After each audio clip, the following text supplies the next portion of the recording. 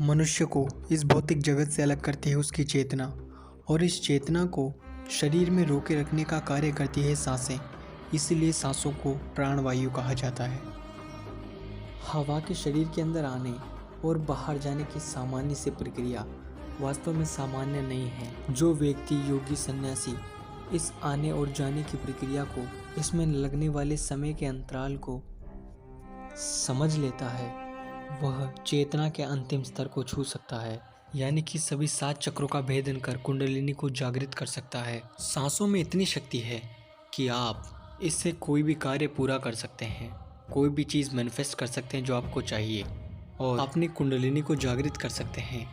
जो व्यक्ति सांसों को सिद्ध कर लेता है वह अपने शरीर के किसी भी रोग को ठीक कर सकता है, भविष्य में होने वाली घटनाओं के बारे में जान सकता है। इस संसार का सर्वोच्च ज्ञान स्वर विज्ञान भी सांसों के ऊपर ही आधारित है। अगर आप स्वर विज्ञान के बारे में नहीं जानते तो आप हमारी ये वाली वीडियो ज़रूर देख सकते हैं, जिसमें मैंने बताया है कि किस प्रकार कोई व्यक्ति सांसों से स्वर विज्ञान को यूज़ करके अपना किसी भी काम को सिद्ध कर सकता है, कोई भी चीज़ को पा सकता है। इसके अलावा यदि आप मानसिक तंत्र समझते हैं तो इतना समझ लीजिए कि आपके सांसें ही आपका मंत्र हैं, वही आपकी माला है। और जो लोग सांसों के उपयोग को जानता है उसे ना किसी दवा, ना किसी यंत्र, ना किसी तंत्र की आवश्यकता पड़ती है। अब इसकी प्रामाणिकता क्या है, तो यह अद्भुत रहस्य न किसी ग्रंथ में है, न किसी किताब में। यह बताया गया है एक बहुत ही गुप्त तंत्र, विज्ञान भैरव। अब विज्ञान भैरव नाम ही अपने आप में एक बड़ा गूढ़ रहस्य है। भैरव का अर्थ होता है भयानक आवाज़ें, और विज्ञान का अर्थ होता है किसी चीज़ को जानना, उसके रहस्य को समझना। लेकिन यहाँ भैरव का अर्थ भयानक आवाज़ नहीं है, यहाँ भैरव का अर्थ चेतना है। प्रत्येक सांस के साथ नया जन्म हो रहा है। यदि आपने एक सांस ली और छोड़ी, इसके बाद अगर दूसरी सांस नहीं ली तो कुछ ही क्षणों में आप मृत हो जाएंगे। मतलब प्रत्येक सांस आपको एक नया जीवन दे रही है।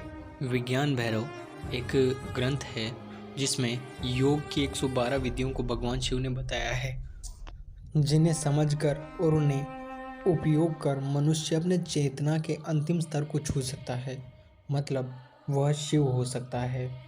इन 112 विधियों में शुरू की 9 विधियाँ सांसों के ऊपर हैं। अब जो भैरव यानी कि जो भयानक आवाज़, तो यहाँ पर आवाज़ का अर्थ है नाद।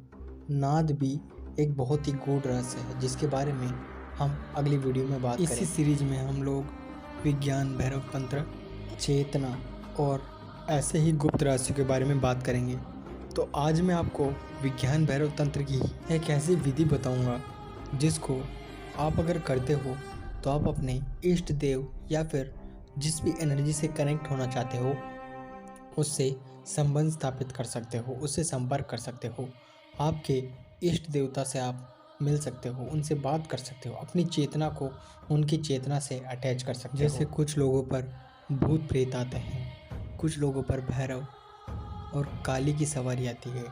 वो देवता प्रत्यक्ष प्रकट नहीं होते, बल्कि आपकी चेतना के स्तर उस एनर्जी के साथ अलाइन होते हैं, और वहाँ से क्योंकि आपका अवचेतन इतना शक्तिशाली है कि वो किसी भी ऊर्जा से संपर्क स्थापित कर उसकी शक्तियों को आपको प्रदान कर सकता है, या फिर वह उस एनर्जी को आपके शरीर के अंदर ही बना सकता है। इस टेक्निक से आप अपने मरे हुए संबंधियों से, दोस्तों से बात कर सकते हैं, अपने इष्ट देवता से मार्गदर्शन प्राप्त कर सकते हैं, अपने आने वाले भविष्य और बीते हुए भूतकाल के बारे में बिना किसी पिशाचनी को सिद्ध किए भी उससे संपर्क कर सकते हैं।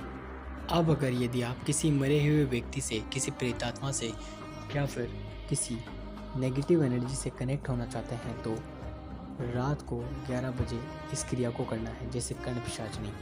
और यदि अगर आप अपने इष्ट देव या फिर किसी देवी देवता की एनर्जी से कनेक्ट होना चाहते हैं, उनसे मार्गदर्शन लेना चाहते हैं जैसे हनुमान जी, तो सुबह ब्रह्म मुहूर्त या फिर 3 बजे आपको 10 मिनट तक मेडिटेशन करना है और अपने आप को शांत करना है। जिसके बाद आप सुखासन में बैठिए और ध्यान मुद्रा लगा इसके बाद आपको गहरी गहरी सांसें लेनी है और धीरे धीरे करते हुए सांसों की गति को बढ़ाते जाना है, पर सांसें आपकी गहरी होनी चाहिए और 15 मिनट तक इसी चीज़ को करते रहना है।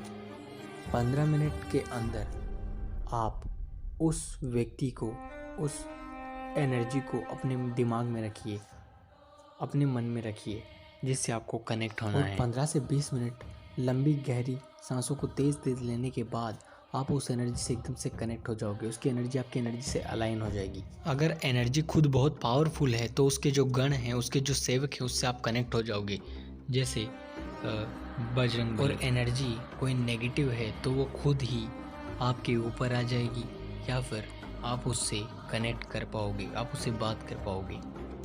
हाँ, इस क्रिया को करते वक्त कुछ सावधानियां रखनी पड़ती है क्योंकि ये क्रिया बहुत ही ज़्यादा पावरफुल है। इसको करने के बाद आपका मानसिक संतुलन बिगड़ सकता है। तो अगर आप रोज़ ध्यान, योग, मेडिटेशन नहीं करते हो तो ये क्रिया ना करें, और हो सके तो किसी अच्छे तंत्र गुरु या फिर किसी अच्छे योग गुरु जो इस चीज़ के बारे में जानता हो, उनके मार्गदर्शन में ही इस क्रिया को। आगे आने वाली वीडियोज़ में हम पूरे विज्ञान, भैरव तंत्र और अनेक प्रकार के जो ग्रंथ हैं उनको, इसके साथ मानसिक तंत्र, आयुर्वेद और जिस भी चीज़ के बारे में आप जानना चाहें उसके बारे में समझेंगे और उनको अपने जीवन में कैसे उपयोग करना है ये भी जानेंगे। तो अगर आप सच में स्पिरिचुअलिटी को एक अलग लेवल पर सीखना चाहते हैं, उसके बारे में जानना चाहते हैं, तो हमारे यूट्यूब चैनल को सब्सक्राइब करें। और अगर मुझसे आपको सौर विज्ञान, योग या त्राटक मेडिटेशन और भी चीज़ों के बारे में जानना है, सीखना है, तो आप हमारे सेशंस ज्वाइन कर सकते हैं।